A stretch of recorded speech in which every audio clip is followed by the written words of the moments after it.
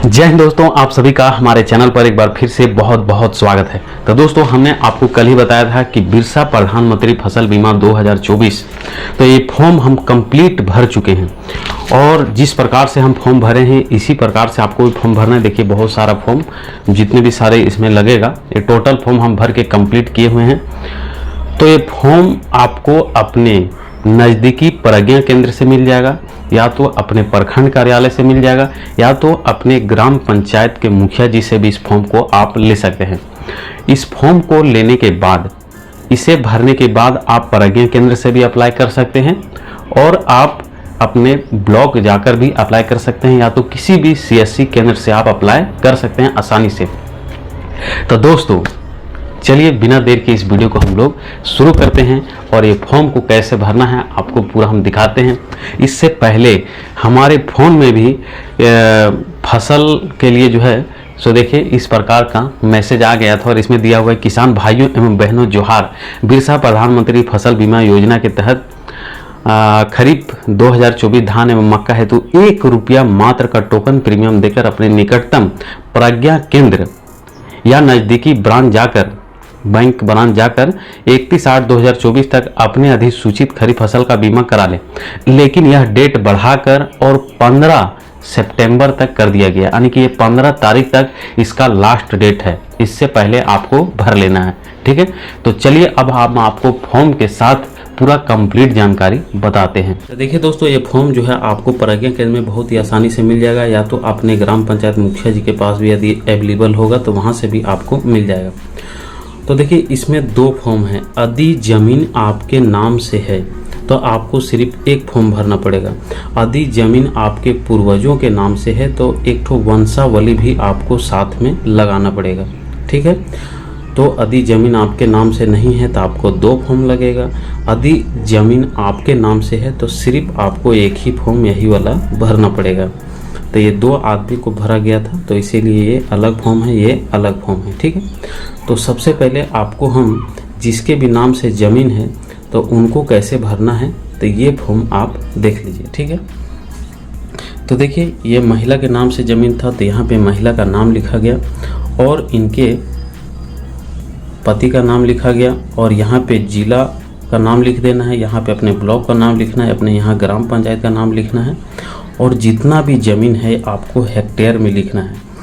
तो यहाँ पे हम डिसमिल भी बगल में यहाँ ब्रैकेट में हेक्टेयर में लिख दिए हैं। तो आपको यदि हेक्टेयर निकालना नहीं आता होगा तो आपको चलिए हम बता देते हैं कि किस प्रकार से आपको हेक्टेयर निकालना है। देखिए इसके लिए आपको गूगल पे जाकर यहाँ पे लिखना है डिसमिल टू हेक्टेयर, तो housing.com इस प्रकार का आ जाएगा और इसी पे हम लोग को क्लिक कर देना है।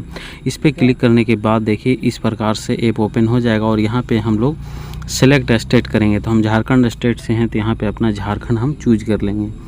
तो देखिए जब हम झारखंड यहाँ पे चूज कर लेते हैं तो इस तरह से आ जाता है, सेलेक्ट फॉर यूनिट है और इसके सामने में डेसिमल लिखा हुआ है।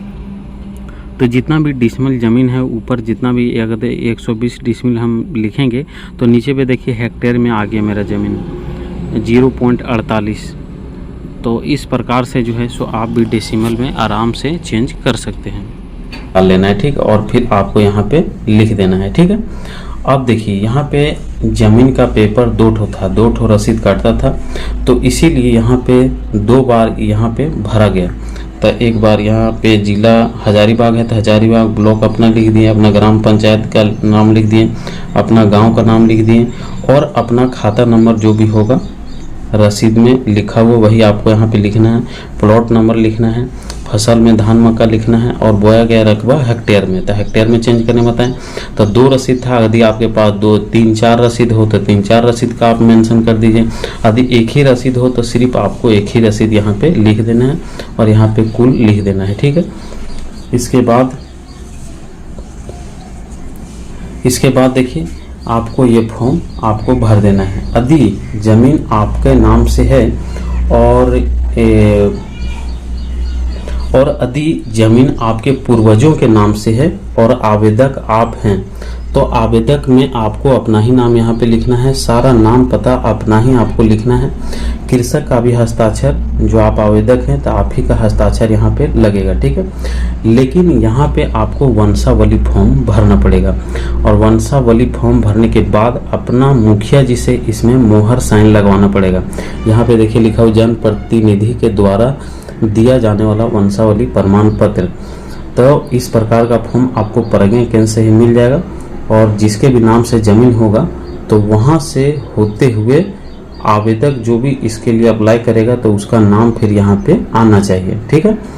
तो ये आपका 2 फॉर्म इस प्रकार से भरा जाएगा। और आधार कार्ड ये सब दिखाना अनलीगल है, तो इसीलिए हम आधार कार्ड आपको नहीं दिखाएंगे।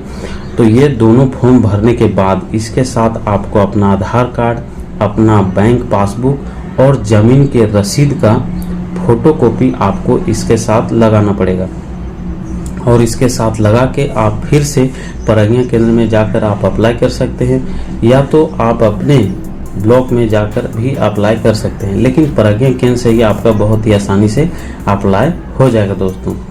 तो उम्मीद करते हैं कि ये सारा जानकारी आप समझ गए होंगे, क्योंकि फॉर्म में ज़्यादा कुछ भरना नहीं है, इसी प्रकार से आपका फॉर्म भरना है। जो भी आवेदक बनेंगे तो उन्हीं का सारा चीज़ इसमें भरना रहता है।